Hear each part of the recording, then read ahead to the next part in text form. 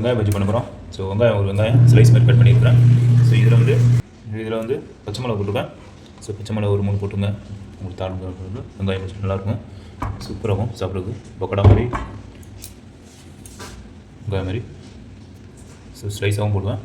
So இந்த மாதிரி போட்டிருக்கேன்னா slice மாதிரி கட் பண்ணி போட்டிருக்கேன். ரவுண்ட் டைப்பில் வெங்காயம் வச்சுருக்கோம். இதுனா இந்த பக்கோடா மாதிரி பச்சை மிளகாலாம் ஆட் பண்ணியிருக்கேன். ஸோ இதில் வந்து கொஞ்சம் இந்த இது சொல்லுவாங்க ஓமம், அப்புறம் இதெல்லாம் கொஞ்சம் ஆட் பண்ணுறேன். ஓமமும் கரிஞ்சீரகம் இந்த பவுட்ரு லைட்டாக மிக்ஸ் பண்ணுறேன். இப்போது கடலை மாவு சேர்த்துக்கிறேன். கடலை மாவு ஒரு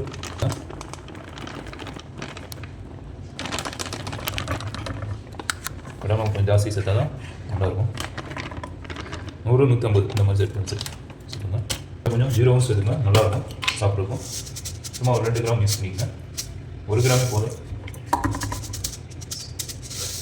அது இல்லாட்டி சோம்பு 2 எல்லாத்தையும் ஆட் பண்ணுங்க, சாப்பிட்றதுக்கு நல்லாயிருக்கும். தண்ணி ஊற்றல, சோடா மாவு ஆட் பண்ணிக்கங்க. சோடா மாவு ஆட் பண்ணல, நான் ஆட் பண்ணிக்கிறேன். சோடா மாவு நமக்கு பிடிக்காது, சோடா மாவு பிடிக்கிறது. கொஞ்சமாக ஆட் பண்ணிக்கணும். உப்பு ஊற்றிங்கன்னா அப்புறம் தண்ணி ஆகிடும். கரெக்டாக அந்த பக்கோடா வெங்காயம் பக்கோடா கரெக்டாக வராது.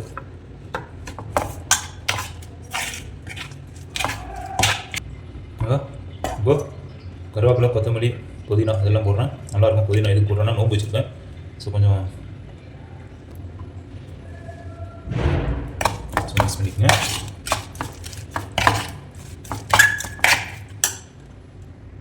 ஸோ இதுக்கு அந்த உப்பு போட்டுங்க. உப்பு போட்டால் தான் டேஸ்ட்டே வரும். உப்பு போடலன்னா டேஸ்ட் இருக்காது.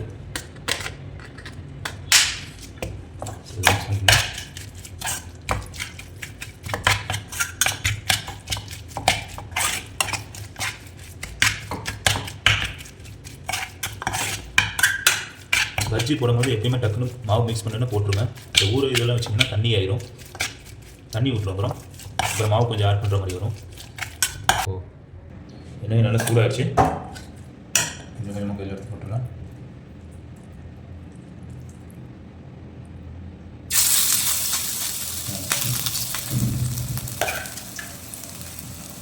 கையில் எடுத்து போட்டால் தான் கரெக்டாக வரும்.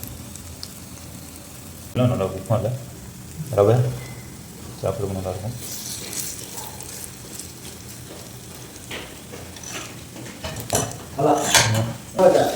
பாருங்கள், இப்போ நான் அதை வந்து அப்படியே திருப்பிக்கிறேன். ஆயில் ரொம்ப இருக்குன்னு தேவையில்லை, ஆனால் ஆயில் கொஞ்சம் ஜாஸ்தி போட்டிங்கன்னா கொஞ்சம் நல்லா வெந்துடும். நான் லைட்டாக தான் போடுறேன். வெங்காயம் நல்லா எண்ணெய் இருக்கும். வெங்காயம் சூப்பராக ரெடி ஆச்சு. அப்புறம் தான் பாருங்கள், கையை வச்சு எடுத்துட்டாச்சு. ஸோ இந்த எண்ணெய் கொஞ்சம் சைடில் வச்சு இந்த எண்ணெய் கொஞ்சம் வடியாட்டும்.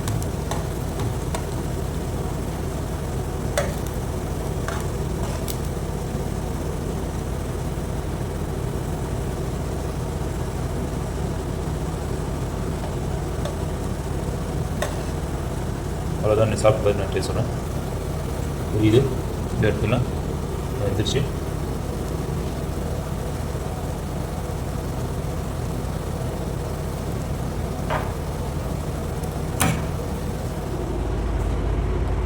சூப்பர் ரெடி யூஸ் பண்ணுவாங்க. ஸோ இதுதான் வெங்காயம் பக்கோடா, வெங்காயம் பஜ்ஜி மாதிரி எல்லாம் மிக்சிங் பண்ணி சூப்பராக பண்ணிங்க. இந்த மாதிரி குழந்தைங்க செஞ்சு கொடுங்க. ஹெல்த்தியாக இருக்கும் சாப்பாடு. சாப்பிட்றதுக்கும் நல்லா டேஸ்ட்டாக விரும்பி சாப்பிடுவாங்க. ஓகேப்பா, சூப்பர் ரெடி ஆச்சு. செம்மையாக இருக்குது பாருங்கள் பார்க்குறதுக்கு. ஸோ நான் சட்னி ஒன்று பண்ணியிருக்கேன், புதினா சட்னி. அதோட வச்சு டேஸ்ட் பண்ணி உங்களுக்கு காமிக்கிறேன். அதுவும் ஒரு வீடியோவில் போடுவேன் எப்படி பண்ணுன்னு சொல்லி. மின்ட் சட்னி, புதினா சட்னி. ஸோ அது முக்கி இதுக்காக தான் செஞ்சது. இந்த வடை பஜ்ஜி செஞ்சு சாப்பிட்றதுக்காக.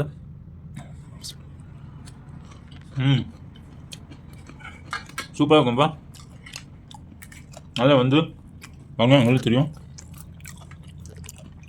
மசாலா நல்லா வந்து சூப்பராக இருக்குது. வேறு வேறு இருக்குது. அதுவும் சட்னியோட செஞ்சு சாப்பிட்டா செம்ம டேஸ்ட்டாக இருக்குது.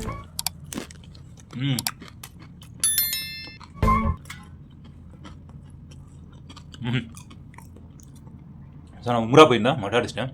ஓகே நண்பா. ஸோ அஸ்ஸலாமு அலைக்கும் வரஹ்மத்துல்லாஹி வபரகாத்துஹு. செம்ம டேஸ்ட்டாக இருக்குது. இதே மாதிரி நீங்கள் செஞ்சு பார்த்தீங்கன்னா கமெண்ட்டில் கண்டிப்பாக தெரியுங்க. அதே மாதிரி என்னோட சப்ஸ்கிரைப் பண்ணுங்கள், லைக் பண்ணுங்கள், ஷேர் பண்ணுங்கள். பக்கத்தில் இருக்க பெல் பட்டன் கிளிக் பண்ணி வச்சுக்கோங்க நண்பா. நெக்ஸ்ட் வீடியோவில் பார்க்கலாம். ஜஸாக்கல்லாஹ் ஹைர்.